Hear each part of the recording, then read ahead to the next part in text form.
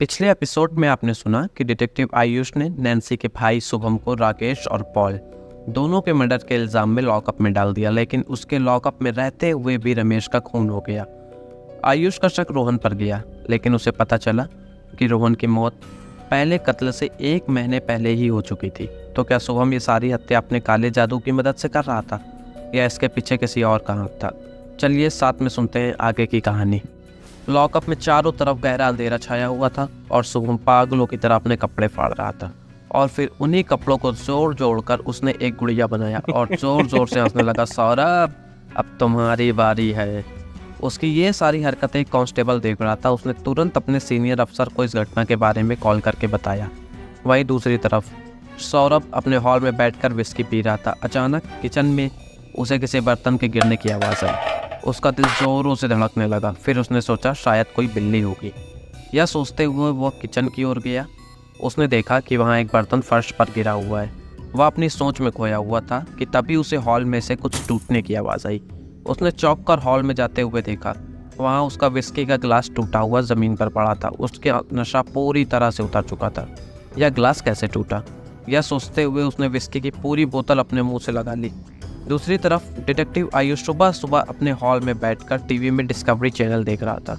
उस चैनल पर एक प्रोग्राम चल रहा था जिसमें कुछ साइंटिस्ट चूहे को एक रिमोट के द्वारा कंट्रोल कर रहे थे। जैसे ही उस साइंटिस्ट ने रन का बटन दबाया, चूहा दौड़ने लगा। जैसे ही उसने स्टॉप का बटन दबाया, चूहा रुक गया। जैसे ही उसने अटैक का बटन दबाया तो वो चूहा अपने सामने रखी हुई ब्रेड को तोड़ने लगा। यह देखकर आयुष के मन में आया, जब रमेश का कत्ल हुआ था उस रात वहाँ एक बिल्ली थी जिसने कैमरे का ट्रांसमिशन तोड़ दिया। कहीं ऐसा तो नहीं कि उस बिल्ली को भी कोई इसी तरह से कंट्रोल कर रहा था? अब डिटेक्टिव आयुष के दिमाग में आके धीरे धीरे सुलझता हुआ नजर आ रहा था। उसने मन में सोचा, मुझे जो भी करना है जल्दी करना होगा। यह सोचते हुए वो जल्दी जल्दी अपने घर से बाहर निकला और तुरंत सारे ऑफिसर्स और सौरभ को बुलाकर एक मीटिंग बैठा ली। फिर वह उन सब की तरफ देखते हुए बोला, मुझे पता चल चुका है कातिल सारे कत्ल आखिर कर कैसे रहा है। सब ने उसकी तरफ ध्यान से देखा और तभी आयुष ने डिस्कवरी चैनल पर देखी पूरी कहानी के बारे में बताया और बोला, यह हुआ कत्ल करने का तरीका और अब मैं आप सबको बताता हूँ कि उस कातिल को पकड़ना कैसे है। उसने उन सभी के सामने स्क्रीन पर सौरभ के घर का मैप दिखाया। उसमें 2 सर्कल्स बने हुए थे। पहला सर्कल बाहर का हिस्सा और दूसरा सर्कल अंदर का हिस्सा। हमें पहले सर्कल पर सिग्नल ट्रैकर्स और सिग्नल रिसीवर्स लगाने होंगे। इससे हमें यह पता चलेगा कि आखिर सिग्नल कहाँ से भेजा जा रहा है और हम उस कातिल को रंगे हाथ पकड़ सकते हैं। दूसरे सर्कल पर हमें सिग्नल जैमर लगाना होगा जिससे उस बिल्ली को सिग्नल ना मिल पाए और हम सौरभ को बचा सकें। यह सब सुनकर सारे लोग डिटेक्टिव आयुष की तरफ देखते हुए सोचने लगे, कितना होशियार है ये आदमी। दूसरी तरफ रात के लगभग 1 बज रहे थे। 2 पुलिस कांस्टेबल सौरभ के घर के बगल में बने हुए गेस्ट रूम में ध्यान से सीसीटीवी पर नज़र रखे हुए थे। तभी उन्हें फिर से एक बिल्ली दिखाई दी। जैसे ही उन्होंने उस काली बिल्ली को देखा, तुरंत आयुष को कॉल किया और बोला, सर हमें वह बिल्ली फिर से दिखाई दी है। दूसरी तरफ से आयुष ने जवाब दिया, गुड, तुरंत सिग्नल को ट्रैक करो, मैं अभी वहाँ पहुँचता हूँ। 5 मिनट बाद आयुष वहाँ पहुँचा और स्क्रीन पर नज़र रखने लगा। तभी उन्हें एक बीप की आवाज़ आई और स्क्रीन पर मैप में एक रेड स्पॉट दिखाई देने लगा। उन्हें सिग्नल कहाँ से आ रहा है इसका पता चल चुका था। आयुष ने ऑफिसर्स की 2 टीम बनाई और बोला, 2 टीम मेंबर सौरभ की सुरक्षा करेंगे और बाकी सब मेरे साथ चलो। आज वह कातिल हर हाल में पकड़ा जाना चाहिए। वहाँ बचे 2 ऑफिसर्स जैसे ही गेस्ट रूम में पहुँचे, उन्हें मॉनिटर से फिर से बीप बीप की आवाज़ सुनाई दी। उन्होंने उस तरफ देखा, बिल्ली सिग्नल ब्लॉकिंग एरिया में पहुंच चुकी थी। वह पहुंचते ही बिल्ली अजीब सी चाल में इधर उधर चलने लगी, जैसे उसे क्या करना है कुछ भी पता नहीं चल रहा था। तभी अचानक उस बिल्ली में एक बड़ा ब्लास्ट हुआ। दोनों ऑफिसर्स चौंक गए और उन्होंने सौरभ के घर की ओर दौड़ लगा दी। वहां जाकर उन्होंने देखा वह बेडरूम पूरी तरह से बर्बाद हो चुका था और वहाँ सौरभ की लाश पड़ी हुई थी।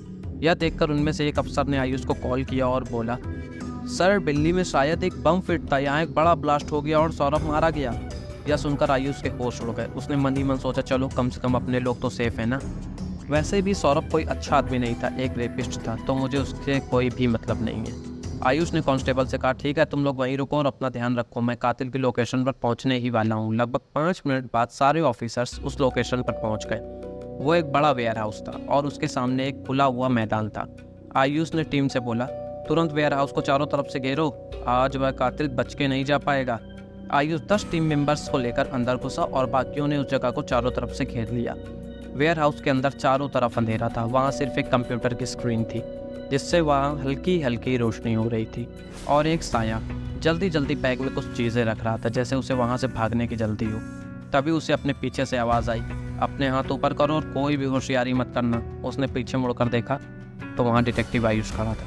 उस स्क्रीन की लाइट जैसे ही उसके चेहरे पर पड़ी, डिटेक्टिव आयुष शॉक्ड रह गया और वो बोला, तो मगर तुम क्यों, आखिर तुम ये सब क्यों कर रहे थे?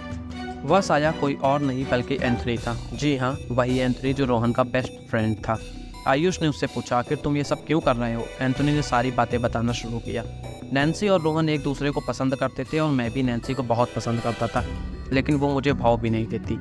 एक दिन मैंने ठान लिया कि मैं नैन्सी को अपने दिल की बात बताऊंगा और कॉलेज के ख़त्म होते ही वह अपने घर के लिए निकली। मैंने उसका पीछा करते हुए कॉलेज से थोड़ी दूर जाकर उसे रोका और मैंने हिचकिचाते हुए उससे कुछ बात करी और फिर उसे अपने दिल की बात बताते हुए कहा, Nancy will you marry me? Nancy यह सुनकर एकदम चौंक गई और बोली, सॉरी आई कांट, मैं किसी और से प्यार करती हूँ। मैं उसके सामने बहुत गिड़गिड़ाया पर वह नहीं मानी और वहाँ से चली गई। एंथनी ने सारी बात आयुष को बताई। फिर आयुष बोला, ओके, और तुमने इन चारों को क्यों मारा? क्योंकि मैं नैन्सी से प्यार करता था और उन चारों ने उसका रेप किया था, एंथनी ने जवाब दिया। आयुष ने फिर से कहा, प्यार तो रोहन भी करता था ना? एंथनी ने जवाब दिया, वो एक कायर था, प्यार के नाम पर एक ठप्पा। जैसे नैन्सी की मौत हुई तो रोहन ने मुझे खत के ज़रिए सारी कहानी बताई और उसने बताया कि उसने उन चारों का भी पता लगा लिया है, लेकिन उसके अंदर उन्हें मारने की हिम्मत नहीं है। इसलिए मेरे दोस्त होने के नाते प्लीज़ मेरा यह काम कर दो। ये सब बताते हुए एंथनी खुद के रोक नहीं पाया और फूट फूट कर रोने लगा। आयुष ने एंथनी को गिरफ्तार किया और 4 ऑफिसर्स के साथ उसे एक गाड़ी में वहां से पुलिस स्टेशन भेज दिया। फिर वह वेयरहाउस के अंदर सबूत के लिए कुछ ढूंढने गया और बाकी सारे ऑफिसर्स को वहां से जाने के लिए बोला और वह वेयरहाउस के अंदर आ गया।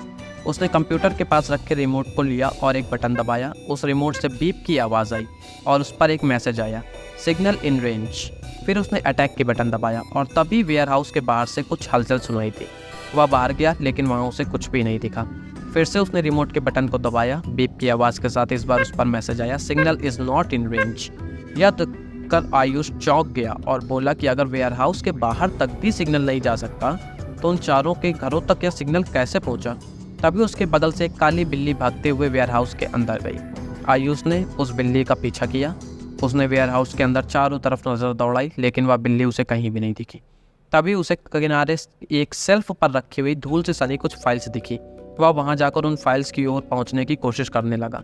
उन फाइल्स को नीचे उतारने की कोशिश की वजह से कुछ तो नीचे गिरा और कांच टूटने की आवाज़ आई। उसने नीचे झुककर देखा तो वह एक फ़ोटो फ्रेम था। वो फ़ोटो फ्रेम देखकर उसके होश उड़ गए। वो उस हादसे से संभल पाता कि तभी मॉनिटर अपने आप बंद और चालू होने लगा। उसने एक नज़र मॉनिटर के प्लग पर डाली और वह वहाँ देखता ही रह गया। मॉनिटर का प्लग पावर बोर्ड पर नहीं लगा था और फिर भी मॉनिटर की स्क्रीन बंद और चालू हो रही थी। अचानक उस मॉनिटर में उसे एक सुंदर लड़की दिखाई थी। उसके सुंदर होने के बावजूद आयुष डर से कांप उठा। वह लड़खड़ाता हुआ पीछे की ओर हटा और समझ ना पाने की वजह से वह नीचे गिर पड़ा और धीरे धीरे बेहोश होने लगा। बेहोशी में भी उसके सामने कुछ दृश्य घूम रहे थे जिसमें उसने देखा नैन्सी और रोहन एक बड़े पाइप के पीछे छुपे हुए थे। तभी वहाँ पॉल आया और उसने पाइप की तरफ देखने की कोशिश किया। तभी पीछे से सौरभ की आवाज़ आई, अरे वहाँ क्या कर रहे हो, यहाँ आओ। वो दोनों शायद उस तरफ भागे हैं। उनके जाने के बाद रोहन ने एंथनी को कॉल किया और सारी बात एंथनी को बताई। यह सुनकर एंथनी ने उनसे कहा, ओके ऐसा करो, तुरंत एक टैक्सी पकड़ो और हिल्टन होटल जाओ।